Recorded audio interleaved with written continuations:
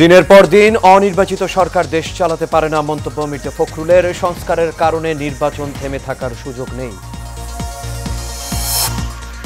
আগামী ডিসেম্বরের আগেই শেষ হবে গণহত্যার বিচার জানালেন আসিফ নজরুল। ওবায়দুল কাদেরের পালানোর বিষয়ে জানতে চাওয়া হবে স্বরাষ্ট্র উপদেষ্টার কাছে। এবং সারা দেশে দ্বিতীয় দিনের মতো চলছে পণ্যবাহী নৌযান শ্রমিকদের কর্মবিরতি। বন্ধ রয়েছে নৌপথে মালামাল পরিবহন।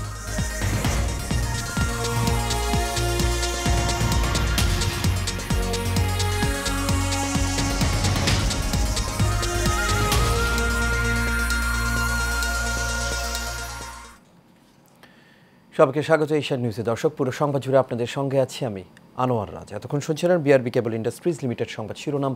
এবার চলে যাচ্ছে পুরো খবরে। সংস্কারের জন্য নির্বাচন বন্ধ হয়ে থাকতে পারে না বলে মন্তব্য করেছেন বিএনপির মহাসচিব মির্জা ফখরুল ইসলাম আলমগীর। বলেন, আর সংস্কারের কারণে একটা অনির্বাচিত সরকারের হাতে দিনের পর দিন দেশ চালাতে দিতে পারি না। শনিবার জাতীয় প্রেস ক্লাবে এক আলোচনা সভায় তিনি এসব কথা বলেন। আরও জানাচ্ছেন শরীফুল ইসলাম।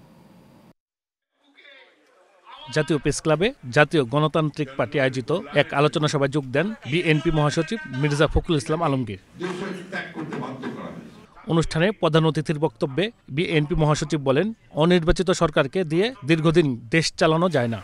আমরা বলেছি আপনারা সংস্কার করেন, কোনো আপত্তি নেই, কিন্তু যে বিষয়টা নিয়ে বাংলাদেশের সমস্যা সবচেয়ে বড় তৈরি হয়েছে, যে আজকে বাংলাদেশে অস্থিরতা, স্থিতিশীলতা, এগুলো সমস্যা আছে।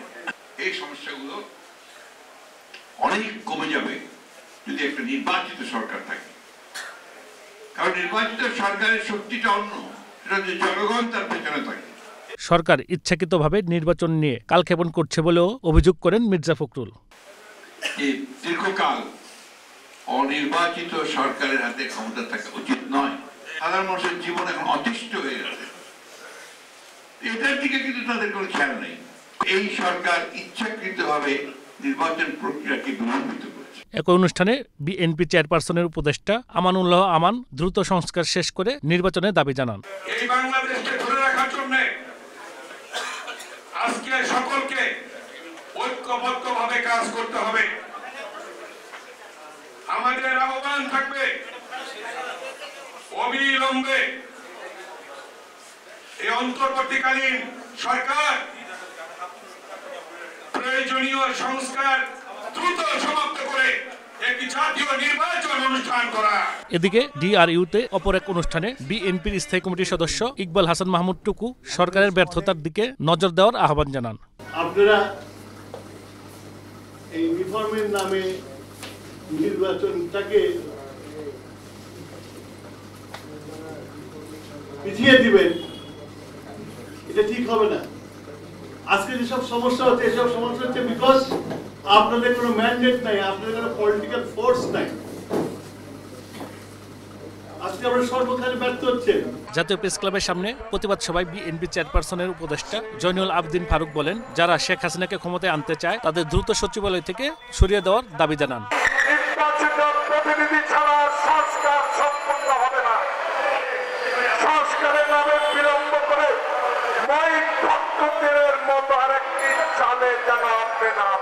Shariful Islam, Asian Television, Dhaka. আইন, বিচার ও সংসদ বিষয়ক উপদেষ্টা ডক্টর আসিফ নজরুল বলেছেন, আগামী বিজয় দিবসের আগে জুলাই গণহত্যার বিচার কাজ সম্পন্ন করা হবে। শনিবার রাজধানীর কৃষিবিদ ইনস্টিটিউটে সংস্কার নিয়ে জাতীয় সংলাপে তিনি এই কথা জানান। এ সময় আসিফ নজরুল বলেন, সব বিচার করবে আইন বিভাগ, কোনো গাফিলতি হবে না। হাসান মাহমুদ, ওবায়দুল কাদেরের মতো বদমাশরা কেন পালিয়ে গেল, স্বরাষ্ট্র উপদেষ্টাকে সেই প্রশ্ন করা হবে। তিনি আরও জানান, শেখ হাসিনা পালিয়ে যাওয়ার সঙ্গে সঙ্গে পাবলিক প্রসিকিউটররাও পালিয়ে গেছে। 51 জেলা থেকে পিপিরা গায়েবী মামলার তথ্য পাঠিয়েছে। আলোচনার শুরুতেই কথা বলেন বৈষম্য বিরোধী আন্দোলনের নেতারা। গত 16 বছরে দেশে ঘটা সব হত্যা, বিডিআর হত্যাকাণ্ড সহ সব গুমের বিচার দাবি করা হয়। এ সময় ইসলামী বিশ্ববিদ্যালয়ের 2 ছাত্রের গুমের মধ্য দিয়ে হাসিনা সরকারের গুমের সংস্কৃতি শুরু হয় বলে অভিযোগ করেন ইসলামী ছাত্র শিবিরের সাধারণ সম্পাদক। এছাড়া জামায়াতের পক্ষ থেকে অভিযোগ করে জানানো হয়, এখনও গুমের বিচার শুরু করেনি অন্তর্বর্তী সরকার। এই গণহত্যার বিচার করা, কিন্তু বিচারটা করার সময় বিচারটা আমাকে গ্রহণযোগ্য মাত্রায় করতে হবে। আপনারা জানেন যে ফ্যাসিস্ট হাসিনা সরকারের প্রচুর টাকা আছে, লবিং ক্যাপাসিটি আছে, আমাদের সাথে শত্রুভাবাপন্ন দেশ আছে। আমাদেরকে এমনভাবে বিচার করলে হবে না যে বিচার নিয়ে তীব্র প্রশ্ন উঠতে পারে। প্রশ্ন তারা তুলবেই, কিন্তু তাদের প্রশ্নটা যেন কোনোভাবে যৌক্তিক না হয় সেই চেষ্টাটাও আমাদের রাখতে হবে। চুরি ডাকাতি ছিনতাই রোধে পুলিশের কাছে কোনো ম্যাজিক নেই বলে মন্তব্য করেছেন পুলিশের মহাপরিদর্শক বাহারুল আলম। সকালে রাজারবাগ পুলিশ লাইন্সে অবসরপ্রাপ্ত পুলিশ অফিসার্স কল্যাণ সমিতির বার্ষিক সাধারণ সভায় এসব কথা জানান তিনি। অনুষ্ঠানে ডিএমপি কমিশনার শেখ মোহাম্মদ সাজ্জাদ আলী বলেন, জুলাই আগস্ট বিপ্লবের 72 ঘণ্টা আগে পুলিশ সঠিক সিদ্ধান্ত নিলে অনেক প্রাণ রক্ষা পেত। বিস্তারিত ওয়ালিদ সিদ্দিকীর রিপোর্ট। সকালে রাজারবাগ পুলিশ লাইন অডিটোরিয়ামে বাংলাদেশ অবসরপ্রাপ্ত পুলিশ অফিসার্স কল্যাণ সমিতির 2024-এর বার্ষিক সাধারণ সভা অনুষ্ঠিত হয়। এতে অংশ নেয় পুলিশ মহাপরিদর্শক ও ডিএমপি কমিশনার। অনুষ্ঠানের শুরুতেই জুলাই আগস্ট বিপ্লবে পুলিশের ভূমিকা নিয়ে সমালোচনা করেন ডিএমপির কমিশনার। তারা কি কর্মকাণ্ড করলেন যে দেশের মানুষ আমাদের প্রতি এত বিরক্ত ত্যক্ত হলো। ডিএমপি কমিশনার বলেন, ছাত্র জনতার অভ্যুত্থানে পুলিশ সঠিক সিদ্ধান্ত নিলে অনেক প্রাণ রক্ষা পেত। সামাজিক অনুষ্ঠানে পুলিশ অফিসার পরিচয় দিতেও লজ্জা লাগে। এখন পর্যন্ত আমরা সমাজের বিভিন্ন স্তরে বিভিন্ন অনুষ্ঠানে যে নিজেদেরকে পুলিশ অফিসার হিসেবে পরিচয় দিতে লজ্জাবোধ করছি। এই ট্রমা থেকে আমাদেরকে বের হয়ে আসতে হবে এবং বের হয়ে আসার জন্য একটি উপায়, এই দেশের মানুষকে আমাদেরকে সেবা দিতে হবে। সম্প্রতি চুরি ছিনতাই রোধে আইন শৃঙ্খলা বাহিনীর ভূমিকা। সাংবাদিকদের এমন প্রশ্নের জবাবে পুলিশ মহাপরিদর্শক বাহারুল আলম বলেন, চুরি ছিনতাই ও খুন রোধে পুলিশের কাছে কোনো ম্যাজিক নেই। 5 আগস্টের পর একটা বাজে অবস্থা থেকে ঘুরে দাঁড়ানোর চেষ্টায় আছে পুলিশ। আমাদের কাছে তো ওইভাবে ম্যাজিক নেই, এবং আপনারা জানেন যে কি অবস্থা থেকে পুলিশ কোত্থেকে উঠে এসে আমরা কাজ করতে হচ্ছে।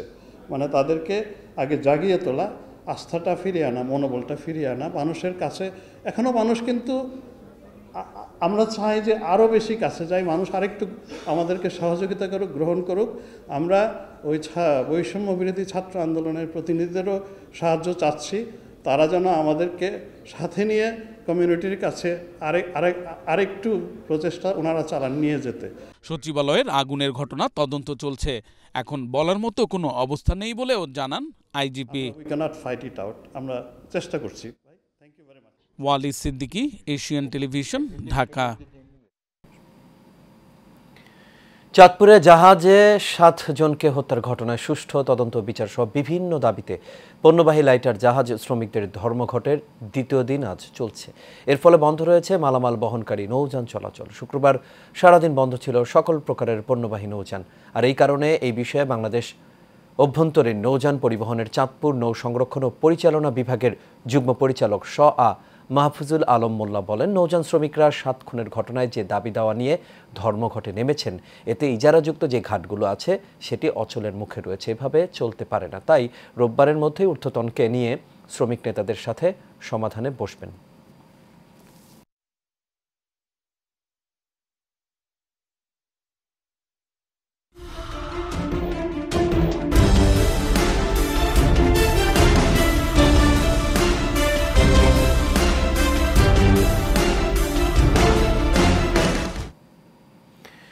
একদিনের ব্যবধানে এবার ভারতীয় খাসিয়ার গুলিতে সিলেটের গোয়াইনঘাটের দমদমিয়া সীমান্তে সবুজ মিয়া নামে আরেক বাংলাদেশি নিহত হয়েছেন। শুক্রবার সন্ধ্যা 7টায় গোয়াইনঘাট উপজেলার বিছানাকান্দি দমদমিয়া সীমান্ত এলাকায় এই ঘটনা ঘটে। স্থানীয়রা জানান, দমদমিয়া সীমান্তের 1261 নম্বর পিলারের প্রায় 200 গজ ভারত সীমান্তের অভ্যন্তরে সবুজ মিয়ার লাশ পড়ে থাকতে দেখা যায়। পরে স্থানীয়রা বিজিবি ও পুলিশকে খবর দেন। সবুজ মিয়ার মৃত্যুর ঘটনায় 48 বিজিবি অধিনায়ক ভারতীয় 4 ব্যাটালিয়ন বিএসএফের কমান্ড্যান্টের সাথে কথা বলেন এবং জোরালো প্রতিবাদ জানিয়ে অপরাধীর বিরুদ্ধে দ্রুত ও কঠোর আইনগত ব্যবস্থা গ্রহণের জন্য আহ্বান জানিয়েছেন।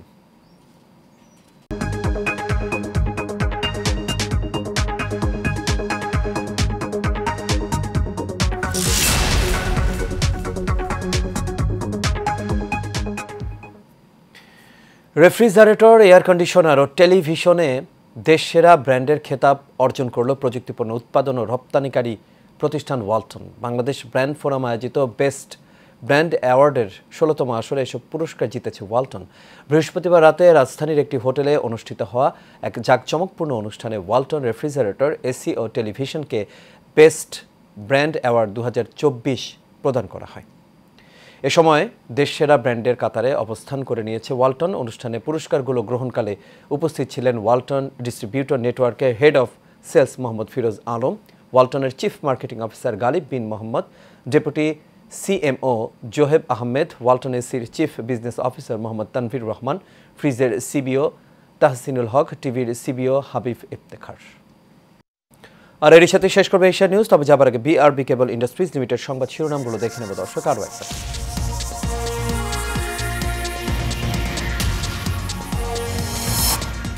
দিনের পর দিন অনির্বাচিত সরকার দেশ চালাতে পারে না, মন্তব্য মির্জা ফখরুলের। সংস্কারের কারণে নির্বাচন থেমে থাকার সুযোগ নেই। আগামী ডিসেম্বরের আগে শেষ হবে গণহত্যার বিচার, জানালেন আসিফ নজরুল। ওবায়দুল কাদেরের পালানোর বিষয়ে জানতে চাওয়া হবে স্বরাষ্ট্র উপদেষ্টার কাছে। এবং সারা দেশে দ্বিতীয় দিনের মতো চলছে পণ্যবাহী নৌযান শ্রমিকদের কর্মবিরতি, বন্ধ রয়েছে নৌপথে মালামাল পরিবহন।